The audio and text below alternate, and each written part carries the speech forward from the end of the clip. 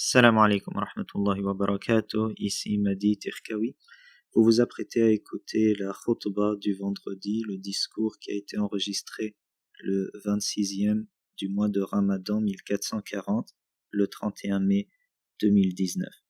Le thème de la khutbah parle de la relation dans le couple afin que le Eid qui s'en vient soit un Eid digne de ce nom. Bonne écoute et au plaisir.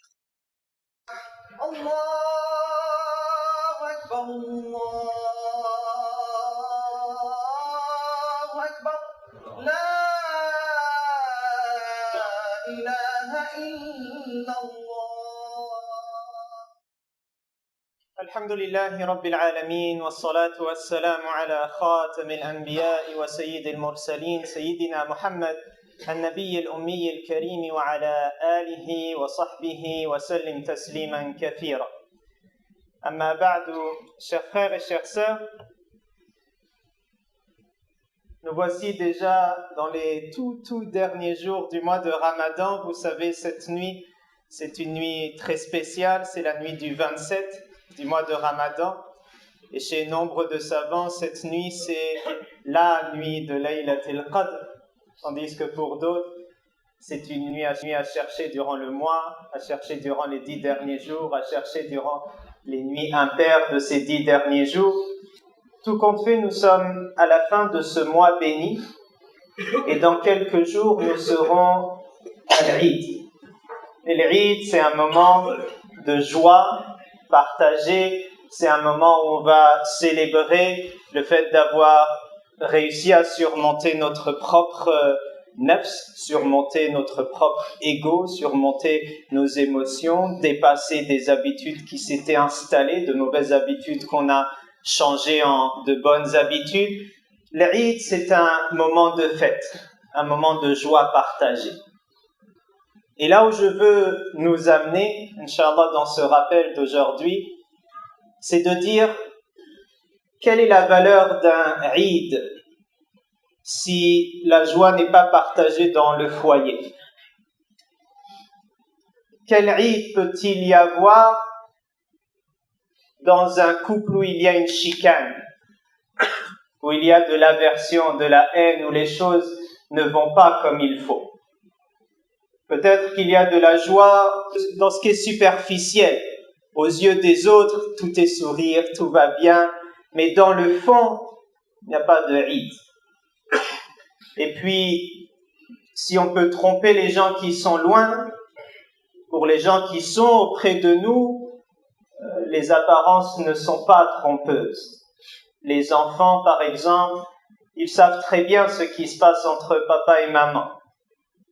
Ils sont affectés le jour de l'Eid par une baisse de joie. Et donc mon propos aujourd'hui, c'est de dire la nuit de Laylatul Qadr, c'est une nuit extrêmement importante dans laquelle on va, Inch'Allah, s'adonner à beaucoup d'adoration, mais où on va aussi travailler sur nos relations et en particulier, pour ceux et celles-là qui sont en couple, travailler dans la relation dans le foyer et de faire en sorte de s'assurer que c'est l'amour qui nous lie et de s'assurer qu'on va passer un vrai Eid ensemble. Il y a un couple dans les semaines passées qui est venu me voir et subhanallah, n'importe quel couple passe par des crises et des hauts et des bas, c'est normal, c'est la vie. Et Cheikh Ahmed Khandil ce matin le disait, même s'il y avait un foyer qui devait être loin de ces crises-là, ça aurait été le foyer du messager sallallahu alayhi wa sallam. Mais même le messager a vécu des épreuves en ce sens-là. Et donc un couple qui venait, subhanallah, ils ont commencé une grosse chicane avec le début de Ramadan. Donc travaillons pour faire en sorte qu'on a commencé avec une chicane, avec une crise, mais terminons dans la réconciliation, dans l'amour. Donc quand je parle, je m'adresse à ce couple-là et à tout couple qui a besoin de tels conseils. qu'Allah Azza wa Jal nous aide à surmonter ces épreuves et faire en sorte que la crise soit l'occasion de renouer davantage contact.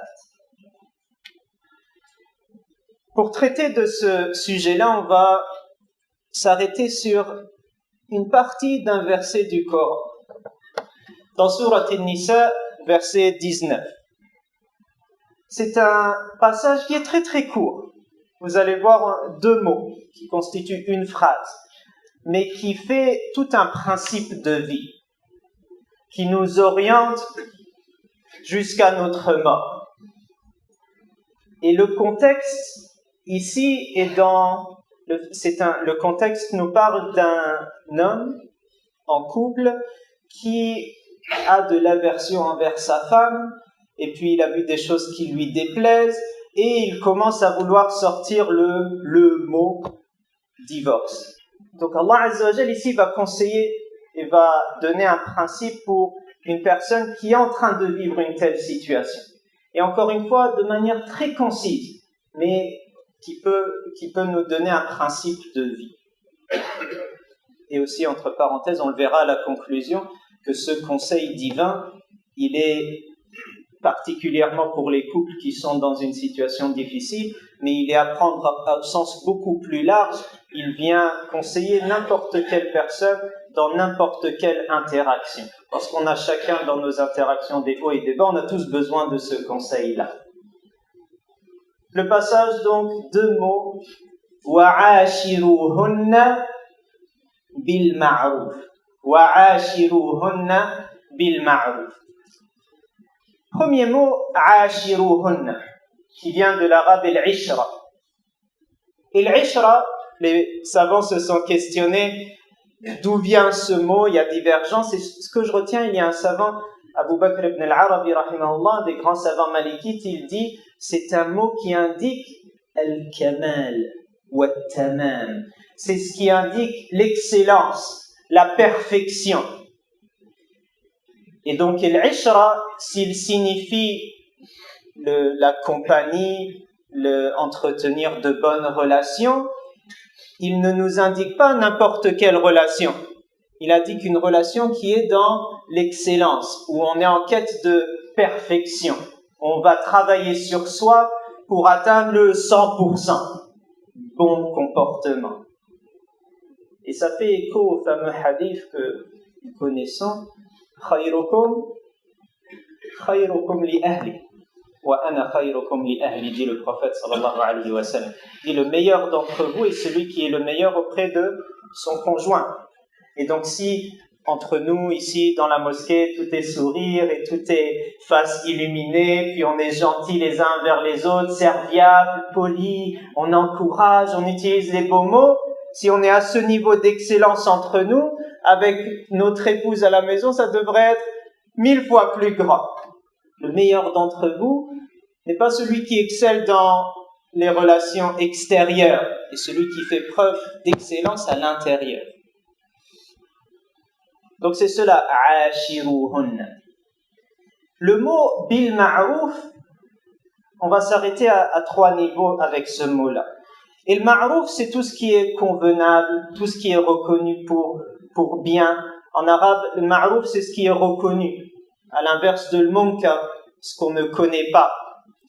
3 arrêts avec ce mot-là. Le premier, évidemment, si Allah subhanahu wa ta'ala nous parle de le ma'ruf, et donc ce qui est reconnu comme bien, c'est qu'au préalable, on a instauré ce qui est commandé par la loi de Dieu.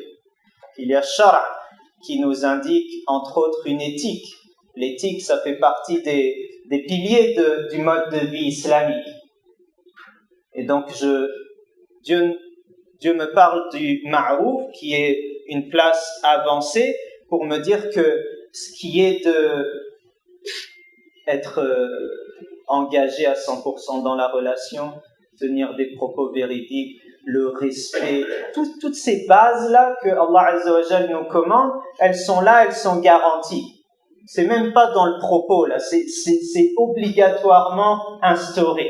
Il n'y a pas un couple, une relation qui peut se baser en dehors de ce cadre que Dieu nous dresse.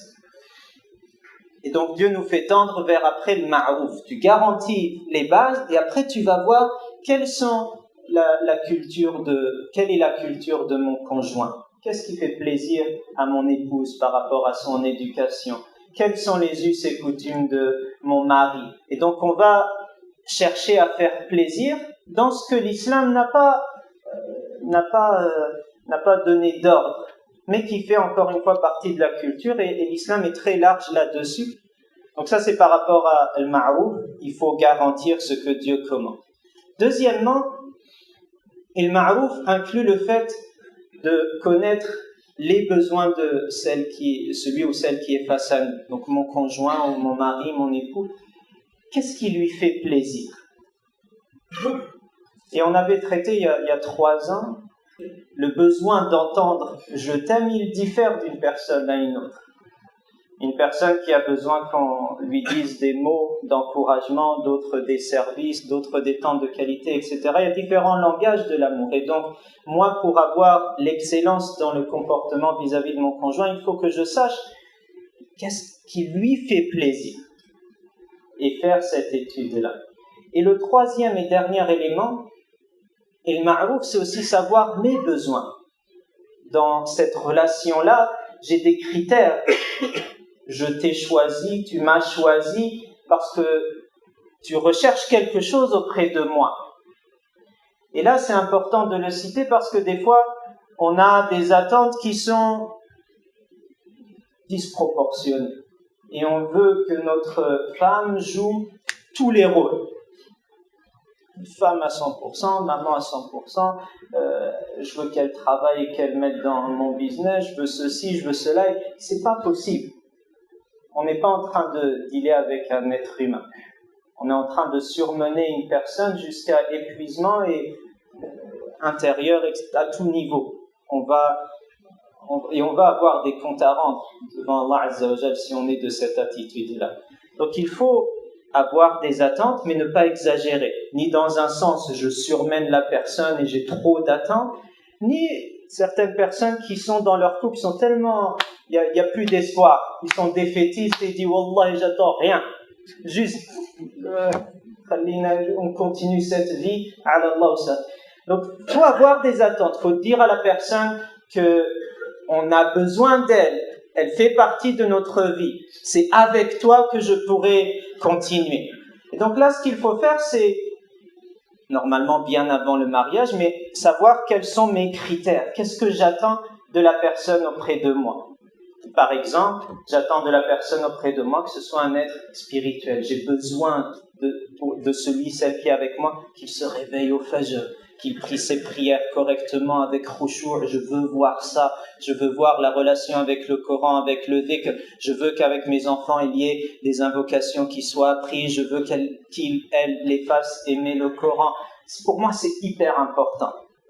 Et le citer, et le nommer, et dire mes besoins et mes attentes à l'autre personne. Ne pas attendre que l'autre devine ce que sont mes attentes. Il faut le dire explicitement et dans des assises comme ça entre couples.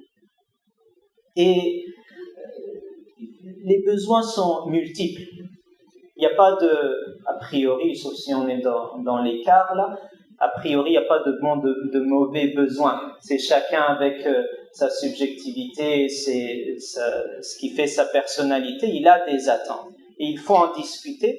Et des fois, la personne qui est face à nous, elle va refuser. Elle va dire, franchement, ce que tu me demandes là, c'est pas moi. Je vais travailler là-dessus, mais peut-être que voilà, je pourrais pas remplir ce rôle-là. Donc, il faut aussi ne pas avoir des attentes toujours à 100%. On est dans la discussion et c'est normal, on est dans des relations humaines. Donc voilà le ma'rouf. Le ma'rouf inclut ce qui est demandé par la religion, c'est basique, et Dieu nous demande d'aller plus loin en s'intéressant à la culture, à ce qui fait plaisir, etc. Et puis il y a les besoins de la personne face à nous, et il y a enfin nos besoins, et tout cela c'est à discuter pour que l'ishra soit dans la meilleure des conditions. Maintenant, si on continue le verset, on va voir que Allah subhanahu wa ta'ala, quand il nous donne ce conseil, ashiruhunna bil ma'ruf, il nous promet, si on le suit, un grand cadeau. Et donc la continuité du verset dit فَإِن كَرِهْتُمُوهُنَّ فَعَسَى أَن تَكْرَهُوا شَيْئًا وَيَجْعَلَ اللَّهُ فِيهِ خَيْرًا كَثِيرًا. Et si vous avez de l'aversion, donc là on a dit dans le contexte, c'est une situation de crise. Donc il dit, si vous ressentez de la haine, de l'aversion envers votre conjoint, il se peut très bien que vous ayez de l'aversion envers une chose et que Allah, du haut de sept cieux, mette dans cette chose ou cette relation une abondance de bien. Khayran kathira. 3 arrêts ici aussi. Le premier, c'est avec le mot Allah. Dieu te dit « Ashiruhunna bil ma'ruf » et Dieu te promet, si tu agis de cette manière-là, qu'il va mettre dans la relation beaucoup, beaucoup de bien. C'est une promesse divine. Il faut développer donc sa conviction en cela et agir dans ce sens-là. Des fois, on est pris par les émotions, on est pris par le passé, les mauvaises expériences, et donc on ne veut pas accepter la possibilité de renouer contact et de rebâtir une relation sur un comportement qui est sain. On est fermé.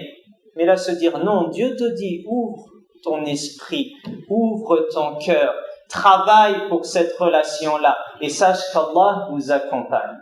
Il n'y a rien de plus détestable pour Allah Azza wa Jal qu'un divorce, qu'un couple qui se sépare. Alors, un couple qui veut maintenir la relation, Allah Azza wa Jal les accompagne et Inch'Allah garantit le meilleur pour eux deux. Ça, c'est le premier point. Le deuxième, c'est le mot asa. فَعَسَى أَن تَكْرَهُ شَيْئًا وَيَجْعَلَ اللَّهُ فِيهِ خَيْرًا كَثِيرًا. Asa en arabe, c'est les taraji, le raja. On a espoir que Allah Azza wa Jal mette ce bien-là. Et très généralement, à écouter les conseils conjugaux et les imams qui dealent avec les relations de couple, très généralement, le problème, il n'est pas de fond. Le problème, il est beaucoup dans « il n'a pas répondu à mes attentes », il ne m'honore pas, il ne donne pas du temps pour la famille. C'est des choses qui peuvent facilement, Inch'Allah, être réglées. Mais il y a des situations, c'est l'exception, où la meilleure solution, c'est le divorce. Et c'est pour le verset là, donc, qu'on aborde, il est suivi par un autre qui parle de cette situation où des fois, la meilleure solution, c'est de faire chemin à part. Donc, asa, c'est pour dire aussi qu'on n'est pas en train de fermer la porte ou on ne met pas un mur devant toute personne, devant tout couple qui n'arrive pas à survivre, mais on dit il y a un gros travail à faire, il y a 1001 fois à penser à la réconciliation avant de même penser au divorce. Et dans la grande majorité des cas, les choses se règlent et il n'y a rien de plus triste de voir un couple qui se sépare alors qu'il avait l'opportunité de se réconcilier. Troisième et dernier arrêt, c'est le mot shay'an. On avait dit tout à l'heure que cette règle qu'on aborde aujourd'hui, elle est spécialement pour le couple qui vit une crise, elle est pour le couple en général, elle est pour les interactions, elle est aussi pour toute chose. Et on le voit ici dans le mot shay'an. Il se peut que tu aies de la haine envers une chose, au sens très large, et auprès de laquelle Dieu va au contraire te faire passer de la haine à l'amour. Du fait que tu repousses la chose au fait que tu veux le rapprocher de toi. Donc, aie confiance en Allah Azza wa Jal et avec lui va dans le sens de la réconciliation. Je vais clôturer avec un conte, une histoire qui vient un peu résumer le tout et permettre d'illustrer le propos.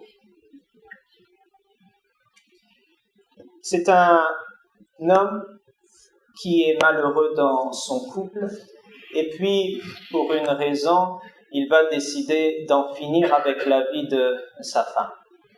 Alors, il va voir un pharmacien qui a en arrière de son magasin du poison et de quoi tuer une personne. Il va voir ce type de pharmacien et lui dit « Moi, je veux pas la boutique en vitrine, là, je veux la boutique en arrière. » Et donc, il l'accompagne et lui dit « J'ai un gros problème avec une personne, il me pourrit ma vie, c'est invivable et je veux en finir. Donne-moi de quoi en finir avec ces jours. » Il va lui dire « Ok, j'ai le remède pour ton problème. J'ai ce poison, mais qui va tuer à petit feu. Et pour ne pas éveiller les soupçons, pendant que le poison fait son effet, petit à petit, jour après jour, tu vas devoir avoir le meilleur comportement envers ta femme. Comme ça, les gens vont voir, machallah, ils étaient dans une entente parfaite, aucune chicane. Oui, dans le passé, il y avait eu des choses, mais dernièrement, ils se sont réconciliés, tout va bien. Subhanallah, elle est décédée dans ces circonstances. Donc, pour ne pas éveiller le soupçon, garantis-moi d'avoir le meilleur comportement avec elle. Et il prend ça, il s'en va, et chaque jour, il met quelques gouttes de ce poison, et le matin, midi et soir. Le temps passe. Et puis, il revient, le monsieur, auprès du pharmacien en pleurs. Il dit, pitié, donne-moi l'antidote. Fais en sorte que ce poison arrête son effet. Je ne veux surtout pas perdre ma femme. Il dit, mais qu'est-ce qui est arrivé? Il lui dit, depuis que tu m'as donné ce poison, j'ai une femme splendide avec moi. Serviable, à l'écoute, respectueuse, qui m'aide, etc. Tout est magnifique chez elle. Et alors au pharmacien de lui dire, ne t'inquiète surtout pas, ce poison n'était rien d'autre qu'une épice banale, mais il a joué un rôle, il a joué l'antidote pour le poison qui était dans ton cœur. Tu avais une haine, tu étais aveuglé et tu avais besoin de changer ton comportement, de sortir de cette attitude-là, agir avec excellence envers la personne pour voir après tout le bien qu'elle a à t'apporter. وَعَاشِرُوهُنَّ بِالْمَعْرُوفِ, excellez dans votre comportement avec elle, l'homme envers la femme envers l'homme. فَإِنْ كَرِهْتُمُوهُنَّ فَعَسَىٰ أَنْ تَكْرَهُوا شَيْئًا وَيَجْعَلَ اللَّهُ فِيهِ خَيْرًا كَثِيرًا. Ce peut que vous ayez de l'aversion pour la personne en face de vous, mais qu'au fond, Dieu vous